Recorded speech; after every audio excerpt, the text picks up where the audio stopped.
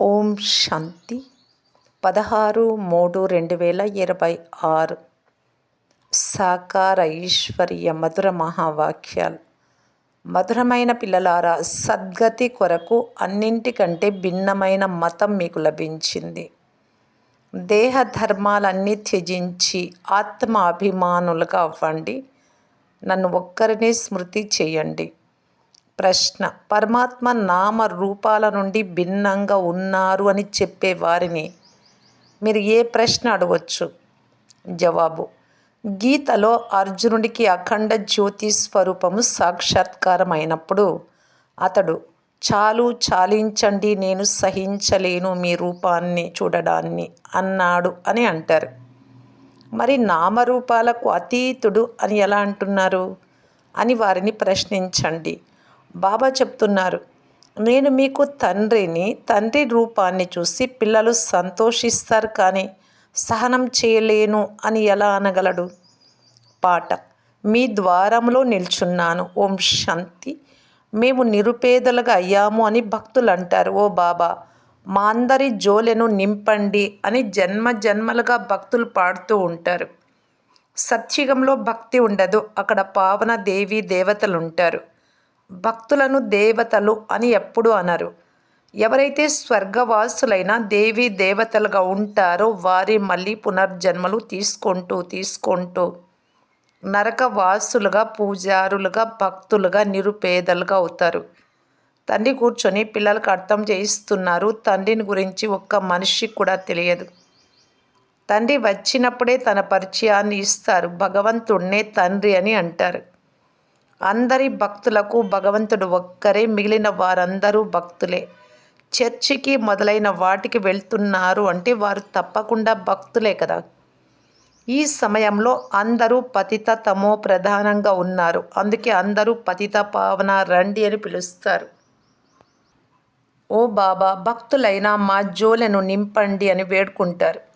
భక్తులు ధనం కొరకు భగవంతుడిని వేడుకుంటారు. పిల్లలైన మీరేం కోరుకుంటారు? బాబా, మమ్మలను స్వర్గానికి అధికారులుగా తయారు చేయండి అని పిల్లలైన మీరు కోరుతారు. అక్కడ లెక్కలేనంత ధనం ఉంటుంది. వజ్ర వైఢూర్యాలతో చేయబడిన మహల్లు ఉంటాయి. ఇప్పుడు మేము భగవంతుడి ద్వారా రాజ్య పదవిని వారసత్వంగా పొందుతున్నాము అని మీకు తెలుసు. ఇది సత్యమైన గీత, అది గీత కాదు. ఆ పుస్తకాలు మొదలైనవి భక్తి మార్గం కొరకు తయారు చేయబడినవి. వారికి భగవంతుడు జ్ఞానాన్ని ఇవ్వలేదు. భగవంతుడు ఈ సమయంలో నరుడి నుండి నారాయణుడిగా తయారు చేసేందుకు రాజయోగాన్ని నేర్పిస్తూ ఉన్నారు. రాజు జతలో ప్రజలు కూడా తప్పకుండా ఉంటారు. కేవలం లక్ష్మీనారాయణులు మాత్రమే తయారు కారు. పూర్తి రాజధాని అంతా తయారవుతుంది. ఇప్పుడు పిల్లలైన మీకు భగవంతుడు అంటే ఎవరో తెలుసు, ఇతర మనుషులు ఎవ్వరికీ తెలియదు.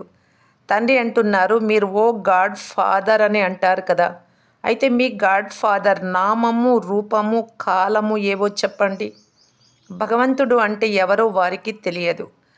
భగవంతుడి రచన గురించి కూడా తెలియదు. తండ్రి వచ్చి చెప్తున్నారు, నేను కల్పం యొక్క సంగం యుగంలో వస్తాను.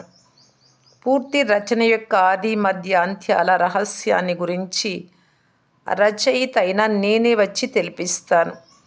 కొంతమంది వారు నామరూపాల నుండి భిన్నమైన వారు అని, వారు రారు అని అంటారు. భగవంతుడు రారు అని. కానీ బాబా ఇప్పుడు వచ్చి ఉన్నారు అని మీకు తెలుసు. శివ జయంతి కూడా నిరాకారుడితే మహిమ చేయబడింది. కృష్ణ జయంతి కూడా మహిమ చేయబడింది. ఇప్పుడు శివ జయంతి ఎప్పుడు జరుగుతుందో తెలియాలి కదా. క్రైస్తవులకు ఎప్పుడు యేసుక్రీస్తు జన్మించారో, క్రైస్తవ ధర్మం ఎప్పుడు స్థాపించారో తెలుసు. ఇది భారతదేశానికి సంబంధించిన విషయం. భగవంతుడు భారతీయుల జోలెను ఎప్పుడు నింపుతారు? భక్తులు, ఓ భగవంతుడా, జోలెను నింపండి, సద్గతిని ఇవ్వండి, మేము దుర్గతిలో ఉన్నాము, తమో ప్రధానంగా ఉన్నామని పిలుస్తూ ఉంటారు. ఆత్మనే శరీరం ద్వారా భోగిస్తుంది. చాలామంది మనుష్యులు, సాధువులు, సత్పురుషులు మొదలైన వారు ఆత్మ నిర్లేపమని అంటారు. మంచి లేక చెడు సంస్కారాలు ఆత్మలోనే ఉంటాయి అని, దానిని బట్టి ఆత్మ జన్మిస్తుంది అని కూడా అంటారు. మళ్ళీ ఆత్మ నిర్లేపమని అంటారు. అర్థం చేయించే ఒక్క భగవంతుడు కూడా లేరు. ఇందులో కూడా అనేక మతాలంటే అభిప్రాయాలు ఉన్నాయి. ఇంటిపై కోపగించుకొని వెళ్ళిపోయేవారు శాస్త్రాలను తయారు చేస్తారు సాధువులు. శ్రీమద్ భగవద్గీత ఒక్కటే వ్యాసుడు తయారు చేసిన శ్లోకాలు మొదలైనవి భగవంతుడు గానం చేయలేదు. భగవంతుడు నిరాకారుడు, జ్ఞానసాగరుడు. వారు కూర్చొని పిల్లలకు భగవంతుడు ఒక్కరే అని అర్థం చేయిస్తూ ఉన్నారు. భారత్వాసులకి ఈ విషయం తెలియదు. భారతీయులు ఈశ్వరుడి గతి మతి భిన్నమైనవి అని కూడా గానం చేస్తారు. అయితే ఆ గతి మతి ఏది? ఈశ్వరుడి గతిమతి భిన్నమైనదు అని ఎవరన్నారు? ఆత్మ అంటుంది. సద్గతినిచ్చేందుకు ఆయన ఇచ్చే మతమును, అభిప్రాయాలను, డైరెక్షన్స్ను శ్రీమతము అని అంటారు. కల్ప కల్పము వచ్చి మన్మనాభవని తెలుపుతూ ఉన్నారు. దేహ ధర్మాలన్నింటినీ త్యాగం చేసి ఆత్మ అభిమానులుగా అవ్వండి. నన్ను ఒక్కరినే స్మృతి చెయ్యండి. ఇప్పుడు మీరు మనుషుల నుండి దేవతలుగా అవుతూ ఉన్నారు. ఈ రాజయోగం యొక్క లక్ష్యం లక్ష్మీనారాయణులుగా అవ్వడం. చదువు ద్వారా ఎవ్వరూ రాజులుగా అవ్వరు. అటువంటి పాఠశాల ఏదీ లేదు. గీతలో మాత్రమే పిల్లలైనా మీకు రాజయోగం నేర్పిస్తాను అని ఉంది. ఏ రాజు యొక్క రాజ్యం లేని సమయంలోనే నేను వస్తాను. ఒక్క మనిషి కూడా నన్ను గురించి తెలియదు. బాబా అంటున్నారు, పిల్లలైనా మీరు తయారు చేసే పెద్ద లింగం అది నా రూపం కాదు. అంతేకాక పరమాత్మ అఖండ జ్యోతి రూపం, తేజోమయుడు అని కూడా మనుషులు అంటారు. అర్జునుడు చూసి ఇక చాలు నేను సహించలేను అని అన్నాడు అని అంటారు. తండ్రి రూపం చూస్తే పుత్రుడు సహించలేకపోవడం ఎక్కడైనా ఉంటుందా? తన తండ్రిని చూస్తే పుత్రుడు చాలా సంతోషిస్తాడు కదా. తండ్రి అంటున్నారు, అది నా రూపం కాదు, నేను పరమపిత పరమాత్ముడను, అనగా అత్యంత పైన ఉండే పరమాత్మ నేను. పరమాత్మ మనుష్య సృష్టికి బీజ రూపము అని కూడా మహిమ చేస్తారు. భక్తులు వారిని మహిమ చేస్తారు. సత్య త్రేతాయుగాలలో వారిని ఎవ్వరూ మహిమ చేయరు. ఎందుకనగా అక్కడ సుఖమే ఉంటుంది. దుఃఖంలో అందరూ పరమాత్ముని స్మరణ చేస్తారు. సుఖంలో ఎవ్వరూ చెయ్యరు అని గాయనం కూడా ఉంది. దీని అర్థం కూడా ఎవ్వరికీ తెలియదు. చిలుక వలె అందరూ పలుకుతూ ఉంటారు.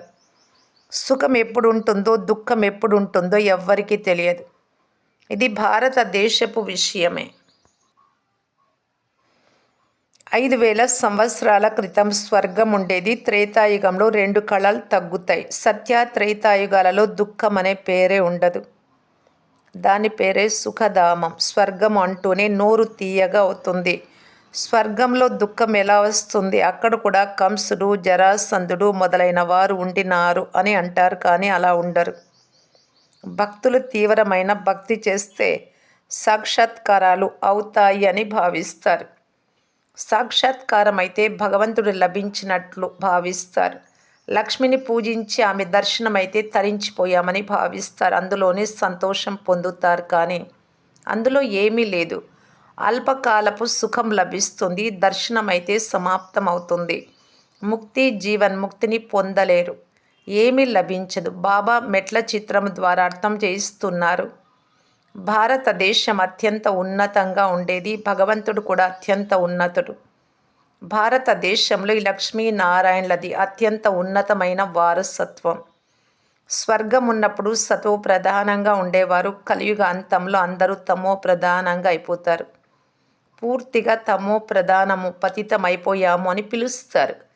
తండ్రి అంటున్నారు, నేను కల్పం యొక్క సంగమ యుగంలో మీకు రాజయోగం నేర్పించేందుకు వస్తాను. నేను ఎవరో ఎలా ఉంటాను యథార్థంగా ఎవ్వరికీ తెలియదు. మీలో కూడా నంబర్ వార్ పురుషార్థానుసారం తెలుసు. మెట్ల చిత్రం చూపించాలి. ఇది భారతదేశపు నిచ్చెన. సత్యుగంలో దేవీ దేవతలుండేవారు. 5000 సంవత్సరాల క్రితం భారతదేశం ఇలా ఉండేది. శాస్త్రాలలో కల్పము అనగా లక్షల సంవత్సరాలు అని వ్రాసేశారు. తండ్రి అంటున్నారు, లక్షల సంవత్సరాలు కాదు, కల్పం అనగా 5000 సంవత్సరాలు. సత్య త్రైతాయుగాలను క్రొత్త ప్రపంచమని, ద్వాపర కలియుగాలను పాత ప్రపంచమని అంటారు. సగం సగం ఉంటుంది కదా. నూతన ప్రపంచంలో భారత్వాసులైన మీరు ఉండేవారు. తండ్రి అర్థం చేయిస్తున్నారు, మధురమైన పిల్లలు, ఇప్పుడు మీకు మీ జన్మలు తెలుసు. నిజానికి రథము మొదలైనవి ఏవీ లేవు. కృష్ణుడు సత్యుగ రాజకుమారుడు. కృష్ణుణ్ణి ఆ సత్యమైన రూపాన్ని దివ్య దృష్టితో తప్ప చూడలేరు. ఇతడు చైతన్య రూపంతో సత్యుగంలో ఉండేవారు. తర్వాత ఎప్పుడూ ఆ రూపం లభించదు. నామ రూప దేశ కాలాలన్నీ మారిపోతాయి. 84 జన్మలలో 84 మంది మాతాపితలు లభిస్తారు. భిన్న భిన్న నామరూపాలు కర్తవ్యాలు ఉంటాయి. ఈ సీడీ మెట్ల చిత్రం భారతదేశానిదే. మీరిప్పుడు బ్రాహ్మణ కుల భూషణులు. తండ్రి కల్పక్రితం కూడా మిమ్మలను దేవీ దేవతలుగా తయారు చేశారు. అక్కడ మీరు సర్వోత్తమ కర్మలు చేసేవారు. మీరు 21 జన్మలు సదా సుఖంగా ఉండేవారు. మళ్ళీ మీకు ఈ దుర్గతి కలిగించినదెవరు? కల్పక్రితం నేను మీకు సద్గతినిచ్చాను. తర్వాత 84 జన్మలు తీసుకొని తప్పక క్రిందకు దిగాల్సి వచ్చింది. సూర్యవంశంలో 8 జన్మలు, చంద్రవంశంలో 12 జన్మలు. ఆ తర్వాత క్రిందకు దిగుతూ వచ్చారు. మీరే పూజ్య దేవతలుగా ఉండేవారు. మీరే పతిత పూజారులుగా అయ్యారు. ఇప్పుడు భారతదేశం నిరుపేదగా అయింది. భగవాను వాచ మీరు 100% సంపన్నంగా, సదా ఆరోగ్యంగా, సదా ధనవంతంగా ఉండేవారు. రోగము దుఃఖము అను మాటే లేదు. సుఖధామం ఉండేది. దానిని భగవంతుడి తోట అనేవారు.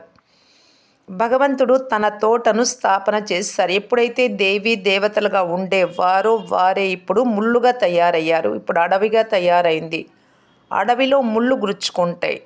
తండ్రి అంటున్నారు, కామ మహాశత్రువు, దీనిపై విజయం పొందండి. ఇది మీకు ఆది మధ్య అంత్యాలు దుఃఖంనిచ్చింది. ఒకరిపై ఒకరు కామ ఖడ్గము ఉపయోగించడం చాలా పెద్ద పాపం. తండ్రి కూర్చొని తన పరిచయాన్ని ఇస్తారు. నేను పరంధామంలో ఉండే పరమాత్మను. నేను సృష్టికి బీజ రూపమును. నన్ను పరమాత్మని అంటారు. నేను సర్వాత్మలకు తండ్రిని. ఆత్మలన్నీ తండ్రిని. ఓ పరంపిత పరమాత్మ అని పిలుస్తాయి. ఆత్మలైన మీరు ఎలాగైతే నక్షత్ర రూపంలో ఉన్నారో, పరమాత్మ అయిన బాబా కూడా ఒక నక్షత్రమే. మీకంటే చిన్నది కాదు, పెద్దది కాదు. తండ్రి అంటున్నారు, నేను అంగుష్టం వలె లేను. నేను పరమాత్మను. మీ అందరి తండ్రిని. వారిని సుప్రీం సోల్ జ్ఞాన సాగరులు అని అంటారు. తండ్రి అర్థం చేయిస్తూ ఉన్నారు, నేను జ్ఞాన సాగరుడను. మనుష్య సృష్టి రూపి వృక్షానికి బీజరూపుడను. నన్ను భక్తులు సచ్చిదానంద స్వరూపము, జ్ఞాన సాగరులు, సుఖ సాగరులని మహిమ చేస్తారు. నామ రూప దేశ కాలంలో లేకుంటే ఎవరిని పిలుస్తారు? సాధు సత్పురుషులు మొదలైన వారందరూ మీకు భక్తి మార్గంలోని శాస్త్రాలు వినిపిస్తూ వచ్చారు. నేను వచ్చి మీకు రాజయోగమును నేర్పుతాను. తండ్రి అర్థం చేయిస్తున్నారు, జ్ఞానసాగరుడైన నన్ను పతిత పావనుడు అని అంటారు. మీరు కూడా మాస్టర్ జ్ఞాన సాగరులుగా అవుతారు. జ్ఞానం ద్వారా సద్గతి లభిస్తుంది. భారతదేశంలో ఒక్క తండ్రి మాత్రమే సద్గతినిస్తారు. సర్వుల సద్గతి దాత ఒక్కరు మాత్రమే. అందరికీ దుర్గతినిచ్చేది ఎవరు? రావణుడు, అంటే చెడ్డ గుణాలు. ఇప్పుడు మీకు ఇదంతా ఎవరు తెలుపుతూ ఉన్నారు? పరమాత్మ. ఆత్మ నక్షత్రం వలె అతి సూక్ష్మమైనది. పరమాత్మ కూడా డ్రామాలో పాత్రను అభినయిస్తారు. క్రియేటర్, డైరెక్టరే కాక ముఖ్య యాక్టర్ కూడా వారే. తండ్రి అర్థం చేయిస్తున్నారు, వారు అత్యంత ఉన్నతమైన పాత్ర చేయువారు. భగవంతుడు అత్యంత ఉన్నతమైన వారు. వారితోనే ఆత్మలైన మనమంతా ఉండేవారు మొదట అనాదిలో. పరమాత్మ అందరినీ పంపేవారు అని కూడా అంటారు. ఇది కూడా అర్థం చేసుకునే విషయం. ఇది అనాదిగా తయారైన డ్రామా. తండ్రి అంటున్నారు, నన్ను జ్ఞానసాగరుడు అని. మొత్తం సృష్టి ఆది మధ్యాంత్యాలు తెలిసిన వారు అని అంటారు. ఇప్పుడు ఏ శాస్త్రాలు మొదలైనవి చదువుతున్నారో అవన్నీ తండ్రికి తెలుసు. తండ్రి అంటున్నారు, నేను ప్రజాపిత బ్రహ్మ ద్వారా వచ్చి సర్వశాస్త్రాల సారాన్ని తెలిపిస్తాను. విష్ణు నాభి నుండి బ్రహ్మ వచ్చినట్లు చూపిస్తారు. ఎక్కడికి వచ్చారు? మనుషులు ఇక్కడే ఉంటారు కదా. వీరి నాభి నుండి బ్రహ్మ వచ్చాడు. తర్వాత భగవంతుడు కూర్చొని వీరి ద్వారా అన్ని శాస్త్రాల సారాన్ని తెలిపిస్తారు. అంతేకాదు తన నామ రూప దేశ కాలాలు కూడా అర్థం చేయించారు. మనుష్య సృష్టికి బీజరూపుడు కదా. ఈ వృక్షం యొక్క ఉత్పత్తి, పాలన, వినాశనం ఎలా జరుగుతుందో ఎవ్వరికీ తెలియదు. దీనిని వెరైటీ వృక్షం అని అంటారు. అందరూ నంబర్ వారుగా వారి వారి సమయంలో వస్తారు. మొదటి నంబర్లోని దేవీ దేవత ధర్మం లేనప్పుడు ఆ ధర్మ స్థాపన చేయిస్తాను. తండ్రి అంటున్నారు, చాలా తుచ్చ బుద్ధిగా అయ్యారు. దేవతల పూజ, లక్ష్మీనారాయణల పూజ చేస్తారు, కానీ వారి రాజ్యం ఈ సృష్టిపై ఎప్పుడు ఉండేదో కొంచెం కూడా తెలియదు. ఇప్పుడు భారతదేశంలో ఆ దేవీ దేవత ధర్మమే లేదు, కేవలం చిత్రాలు మాత్రం ఉన్నాయి. మంచిది. మధురాతి మధురమైన అపురూపమైన పిల్లలకు మాతా పిత బాప్ దాదాల ప్రియ స్మృతులు మరియు గుడ్ మార్నింగ్. ఆత్మిక పిల్లలకు ఆత్మిక తండ్రి నమస్తే. ధారణ కొరకు ముఖ్య సారము. ఫస్ట్ పాయింట్, మాస్టర్ జ్ఞాన సాగరులుగా ఈ పతితులను పావనంగా తయారు చేయు సేవ చేయాలి. తండ్రి వినిపించిన సర్వశాస్త్రాల సారాన్ని బుద్ధిలో ఉంచుకొని సదా హర్షితంగా ఉండాలి. సెకండ్ పాయింట్, ప్రతి క్షణము ఒక్క తండ్రి శ్రీమతాన్ని పాటించాలి. దేహ ధర్మాలన్నీ త్యాగం చేసి ఆత్మ అభిమానులుగా శ్రమ చేయాలి. వరదానము, విస్తారాన్ని సారంలో ఇముడ్చుకొని మీ శ్రేష్ఠ స్థితిని తయారు చేసుకొనే తండ్రి సమానం లైట్ మైట్ హౌస్ భవ. తండ్రి సమానమైన లైట్ హౌస్ మైట్ హౌస్గా ఎందుకు? ఏ విషయాన్ని చూసినా లేక విన్నా దాని సారాన్ని తెలుసుకొని ఒక్క సెకండ్లో ఇముడ్చుకొనే లేక పరివర్తన చేసుకొని అభ్యాసం చేయండి. ఎందుకు, ఏమిటి అని విస్తారంలోకి వెళ్ళకండి. ఎందుకంటే ఏదైనా విషయం యొక్క విస్తారంలోకి వెళ్ళడం వల్ల సమయము లేక శక్తులు వ్యర్థంగా వెళ్ళిపోతాయి. కనుక విస్తారాన్ని ముడుచుకొని సారంలో స్థితమయ్యే అభ్యాసం చేయండి.